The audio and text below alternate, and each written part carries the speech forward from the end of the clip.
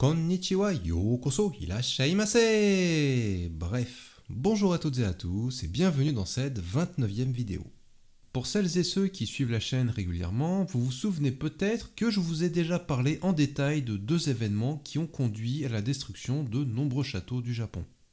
En premier, le décret de démantèlement des châteaux, appelé le Haijōrei en 1873, et aussi la Seconde Guerre mondiale, principalement en 1945. D'ailleurs, je vous mets les liens en description pour celles et ceux qui ne les auraient pas encore vus. Et aujourd'hui, nous allons voir un troisième événement similaire, mais qui est le premier dans l'ordre chronologique, car il est arrivé en 1615. Il s'agit du Ikkoku Ichijōrei, qui signifie littéralement le décret d'un château par province. Pour remettre les choses dans leur contexte, la bataille de Sekigahara en 1600 a vu la victoire de Tokugawa Ieyasu sur le clan Toyotomi et le shogunat Tokugawa débuta ainsi officiellement en 1602. Mais à partir de cette date, même si les Tokugawa dirigent officiellement le pays, les pro-Toyotomi, malgré leur défaite, sont toujours actifs et des tensions existent dans les différentes régions du Japon. Et pour défendre son territoire, chacun commence à construire de nombreux châteaux à travers le pays. Cette période est même connue comme littéralement une période de rush de construction de châteaux. Mais avoir de nombreuses forteresses ennemies dans le pays ne va pas aider le clan Tokugawa à garder la mainmise sur le pays bien longtemps. Et c'est donc en 1615 que le shogunat Tokugawa décide de définitivement mettre fin au clan Toyotomi et à ses alliés. Ainsi, en mai 1615 eut lieu le siège du château d'Osaka, fief du clan Toyotomi, par le shogunat Tokugawa qui en sortit vainqueur. Et ainsi arriva la véritable fin des Toyotomi avec la chute de leur château d'Osaka et de l'exécution du dernier représentant de la lignée Toyotomi.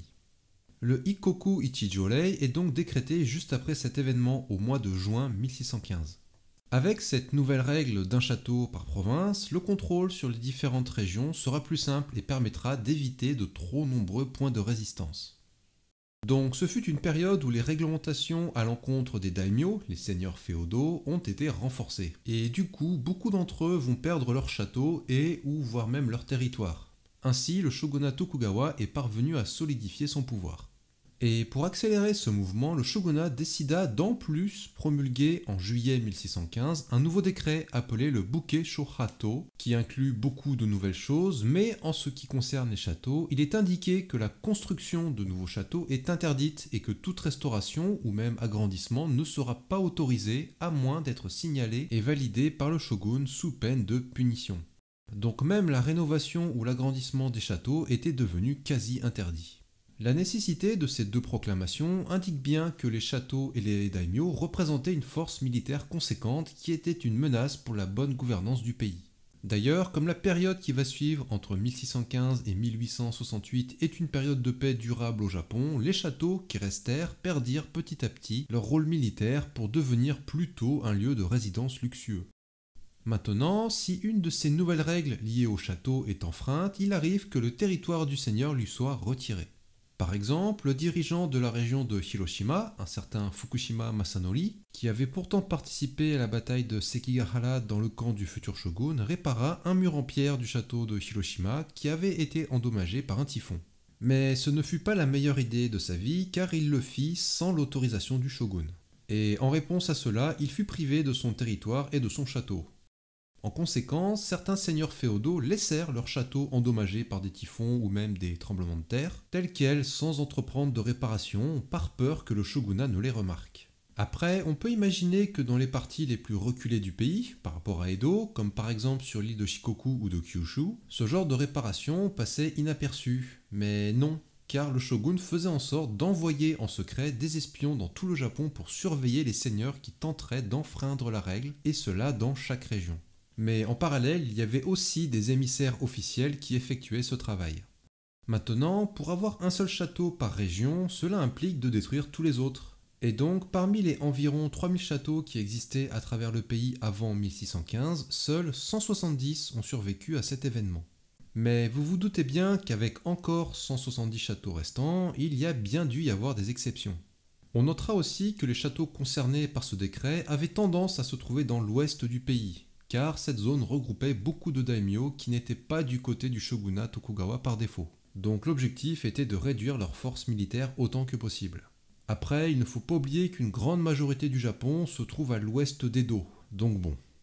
Par exemple, si une province était dirigée par plusieurs daimyo, il était arrivé qu'on accepte un château par clan, donc avoir plusieurs châteaux par région. Mais j'imagine qu'il fallait être du côté du shogun pour avoir une telle autorisation. Par exemple, dans la région dite de Iyo, qui correspond à la partie ouest de l'île de Shikoku, plusieurs daimyo dirigeaient cette région assez large. Il fut décidé de ne pas appliquer la règle stricto sensus ici, mais de garder 4 châteaux pour cette région, qui sont ceux de Uwajima, de Oozu, de Matsuyama et de Imabari. Des châteaux qui existent toujours aujourd'hui d'ailleurs. Maintenant, dans le cas d'un château qui était en cours de construction, et donc inachevé quand ces nouvelles règles ont été appliquées, eh bien celui-ci devait rester ainsi et inachevé tout simplement. Par exemple, le château de Nagoya du clan Owari, qui était pourtant l'une des 3 familles Tokugawa, n'a pas fait exception et la construction s'est stoppée dans un état inachevé.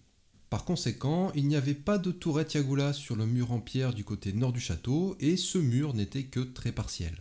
Ensuite, dans le cas d'un clan qui régnait sur plusieurs régions, en général on appliquait la règle d'un château pour une province. Mais ce ne fut pas le cas du clan Chōshū qui dirigeait les régions de Nagato et de Suō avec les châteaux de Hagi et de Iwakuni. En effet, ce clan était assez réfractaire au shogunat Tokugawa et ils ont donc reçu l'ordre de ne garder qu'un seul château sur les deux. Celui d'Iwakuni fut donc détruit pour ne garder que celui de Hagi. On a donc eu un château pour 2 régions dans ce cas.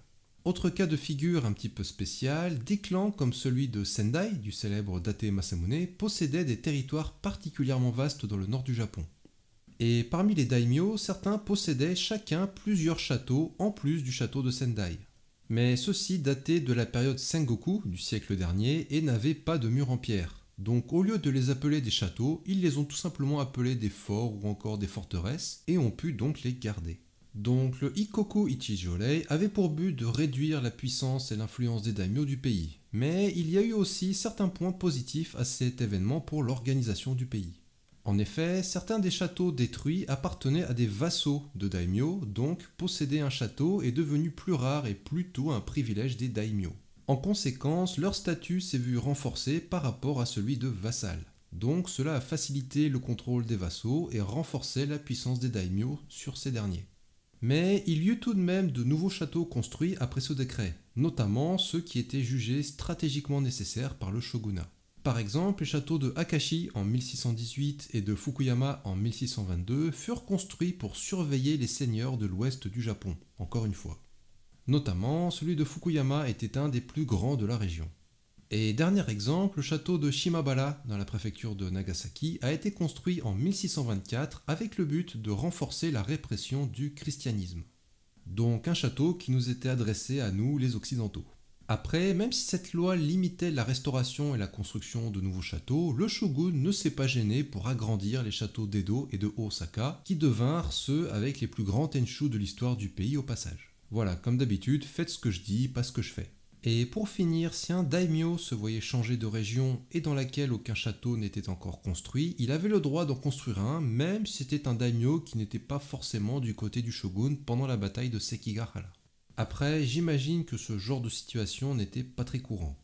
Et donc, bien sûr, il y a plein d'exemples de seigneurs qui n'ont pas pu reconstruire le tenshu ou autre bâtiment de leur château suite à sa disparition dans un incendie ou autre catastrophe naturelle. Ce fut notamment le cas des châteaux de Saga, de Kokura, de Tsuwano ou encore de Funai par exemple. Au passage, on notera que tous les tenshu construits après 1615 ne sont pas parvenus tels quels jusqu'à nos jours. Ils ont toujours fini détruits par des incendies ou autres typhons ou encore séismes.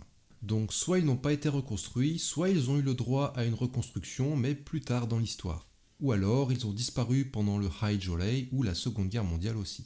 Par exemple, parmi les châteaux considérés avec leur tenshu d'origine, tels que Uwajima, Marugame et Bichu Matsuyama, datent d'après 1660. Le château de Kochi, lui, de 1747 et celui de Iyo Matsuyama de 1850. C'est d'ailleurs ce qui fait la différence entre un château d'origine et un château d'origine considéré comme trésor national. Voilà, ce sont les principales informations qu'il fallait connaître sur cet événement du Ikkoku Ichijōrei. Bon, en tant que fan de château, ce n'est pas une période très réjouissante car sans ce genre d'événement, le Japon aurait certainement plus de châteaux avec des bâtiments d'origine de nos jours. Comme d'habitude, un grand merci à celles et ceux qui sont arrivés jusqu'ici. Pour soutenir la chaîne, toujours le pouce bleu, le commentaire ou l'abonnement si ce n'est pas déjà fait. Et n'oubliez pas le bouche à oreille non plus. Un grand merci à toutes et à tous. Je vous dis à la prochaine, sur ce, Wokini!